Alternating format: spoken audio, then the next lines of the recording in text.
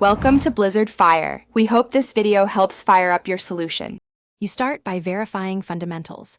Confirm your iPhone model and carrier plan support 5G, then update iOS. Once done, reboot the phone and toggle airplane mode for about 10 seconds to refresh the radio. Make sure carrier settings are applied. These often include network tweaks. Also remove bulky or metal cases and reposition mounted phones. These physically block signals. Doing these steps first clears common issues and gives you a clean baseline before moving into antenna and network tuning. Now you optimize placement and phone settings. Open cellular settings and choose 5G auto for balanced battery life or 5G on when you need full speed. This affects when the phone uses mmWave or sub-6 GHz. Next, physically move.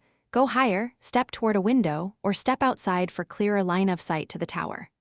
Avoid concrete, brick, elevators, and heavy appliances that absorb signal. Also separate your phone from strong Wi-Fi routers and other electronics to reduce interference as you test signal changes. Finish with advanced fixes and a single troubleshooting tip. If coverage still fluctuates, reset network settings. Backup Wi-Fi passwords first so your phone relearns towers. If indoors, evaluate a carrier-approved signal booster or external antenna. These amplify weak sub-6 GHz signals and can fix dead zones. You can also ask your carrier about band steering or provisioning to prefer a stronger band. If issues persist, contact carrier support. Test another 5G device to isolate the problem, and log location and time for diagnostics. Thanks for watching. If you found this helpful, don't forget to like and subscribe.